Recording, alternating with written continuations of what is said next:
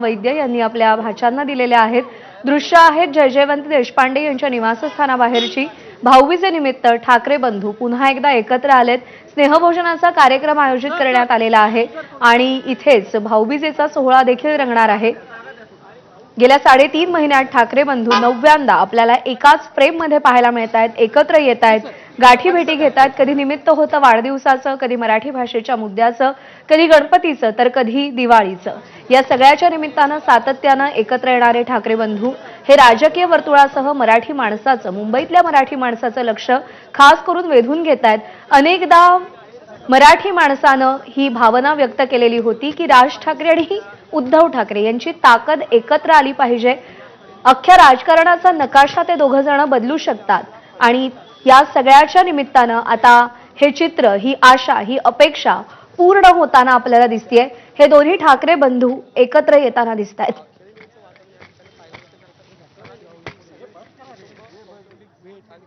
सगळे एकत्र आले। शर्मिला ठाकरे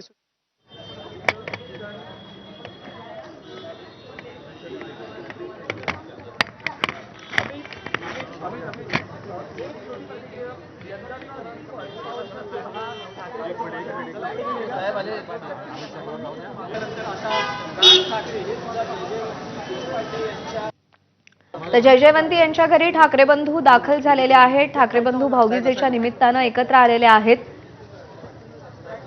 अजून राजकीय युतीची औपचारिक घोषणा झालेली नाही। उद्धव ठाकरेंकडून सातत्यानं वक्तव्य झालेली आहेत की आम्ही एकत्र आलोय ते एकत्र राहण्यासाठी, पण राज ठाकरे आणि मनसेकडून काहीशी आस्ते कदमची भूमिका आहे।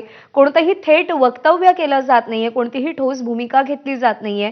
कार्यकर्त्यांना आत्ता युती संदर्भात बोलण्याची मुभा राज ठाकरेंनी दिलेली आहे, त्याआधी ती मुभा सुद्धा नव्हती।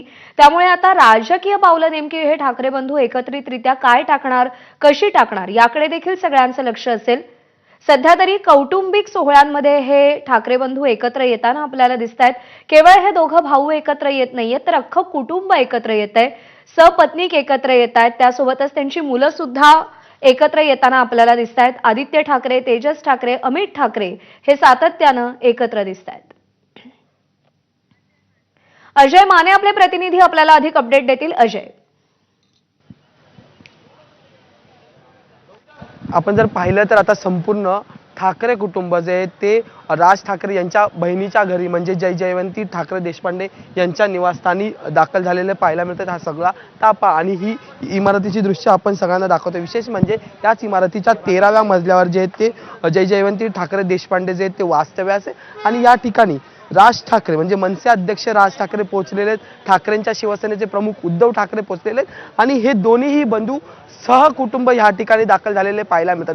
आता सगळ्यात महत्त्वाची बाब म्हणजे की 5 जुलै पासूनची ही 9वी भेट जी आहे ती आज या संपूर्ण ठाकरे बंधूंची एकत्र येताना पाहायला मिळते आणि मागच्या 4 भेटी ज्या आहेत त्या सहकुटुंब झालेल्या आहेत। मग त्यात जे ते एकंदरीत गणेशोत्सवाचा कार्यक्रम असो, त्याच्यानंतर जेवणासाठी दिलेलं राज ठाकरेंच्या घरचं आमंत्रण असो किंवा मग त्याच्यानंतर दीपोत्सवाचं आमंत्रण असो आणि आजची म्हणजे दिवाळीची भाऊबीज निमित्त आलेले हे संपूर्ण कुटुंब एकत्र आलेलं आपल्याला पाहायला मिळते। आणखी महत्त्वाची बाब म्हणजे की ज्या कुटुंबांमध्ये एक दशकाचा दुरावा राहिला होता ते कुटुंब आता जवळ आलेलं पाहायला मिळतं।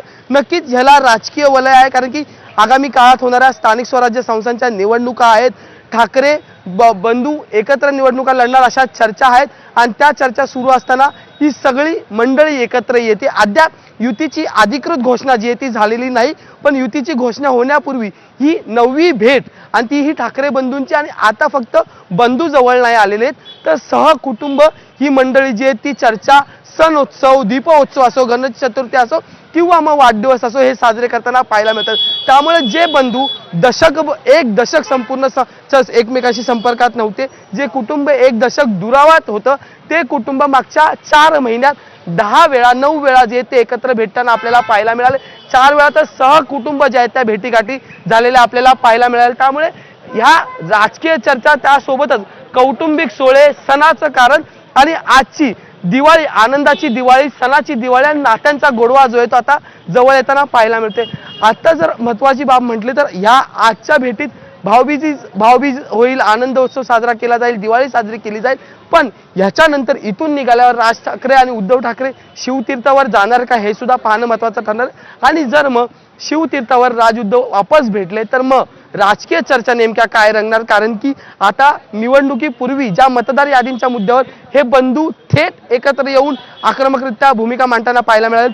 राज ठाकरेंनी घेतलेला BLOचा मेळावा आणि त्याच्यानंतर आता उद्धव ठाकरेंनी घोषित केलेला 27 तारखेचा उपशाखा प्रमुखांचा मेळावा, त्यामुळे दोघांचीही राजकीय पॉलिटिकल लाईन जी आहे ती सेम झालेली आपल्याला पाहायला मिळते. त्यामुळे सेम समान राजकीय पॉलिटिकल लाईनवर चालणारे बंधू आता एकत्र आलेले आहेत आणि त्यांचं संपूर्ण कुटुंब जे एकत्र आलेले. त्यामुळे आगामी काळात होणाऱ्या निवडणुकीला हे संपूर्ण कुटुंब एकत्र तेवढ्याच ताकदीने उतरताना पाहायला मिळतील. विधानसभेला बसलेला फटका आणि त्याच्यानंतरच्या या स्थानिक स्वराज्य संस्थेच्या आणि विशेषतः मुंबई महानगरपालिका, मुंबई आणि ठाकरे हे समीकरण मागच्या 25 वर्षापासून मुंबईने पाहिलेलं आहे.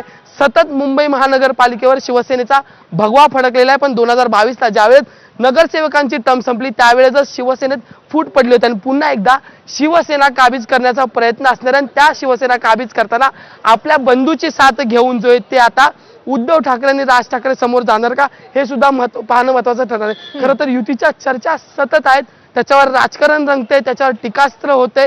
काँग्रेस एकीकडून चौथा भिडू असं नको असं म्हणते, तर ज्या काँग्रेस सोबत 2019 बरोबर आहे. जसं तू सांगितलंस की ठाकरे आणि मुंबई महानगरपालिका हे समीकरण आहे गेल्या 25 वर्षांमधलं आणि ते समीकरण बदलू नये यासाठी प्रयत्न केले जाणार आहेत. हाच मुद्दा घेऊन आपण जाऊयात. सूरज सावंत आपले प्रतिनिधी सध्या आपल्यासोबतच. सूरज, अनेकदा असं बोललं गेलंय की दोन ठाकरे बंधूंची ताकद एकत्र आली तर राजकीय नकाशा बदलून जाईल. त्याचे पडसाद आता उमटू लागले, ती पावलं त्या दिशेने वळताना दिसतात असं म्हणायला हरकत नाही.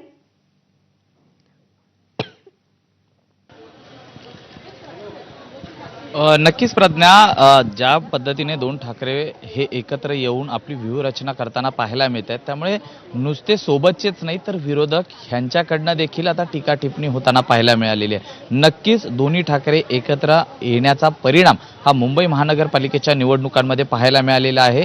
यापूर्वीच्या जर आपण निवडणुका पाहिला तर त्यामध्ये मनसेच्या एकूणच उमेदवारांमुळे शिवसेनेच्या अनेक जागांवरती त्याचा परिणाम होता. खरं तर या नगरपालिकांच्या निवडणुकांमध्ये 100-200ची जी मताधिक्य आहे ही देखील महत्त्वाची असते आणि मात्र अनेक ठिकाणी मनसेच्या उमेदवारांमुळे शिवसेनेच्या अनेक जागांना त्याचा फटका पडला होता. मात्र युतीचा हा फायदा मनसे आणि शिवसेना यांना प्रामुख्याने तर होईलच, मात्र दुसरीकडे शिंदेंना देखील याचा फटका हा पडू शकतो. त्यामुळे एकूणच ह्या दोन ठाकरे बंधू बरोबरच आहे. त्यामुळे हे सगळं बेरजेचं गणित हे दोन ठाकरे बंधू साधणार का आगामी निवडणुकांमध्ये याकडे सगळ्यांचं लक्ष असेल. सध्या भाऊबीजेच्या निमित्तानं राज ठाकरे आणि उद्धव ठाकरे सहकुटुंब जयजयवंती देशपांडे यांच्या घरी एकत्र आलेले आहेत आणि याकडे आपलं लक्ष असेल. अजय आणि सूरज आपल्याला अपडेट देत होते दोघांचेही.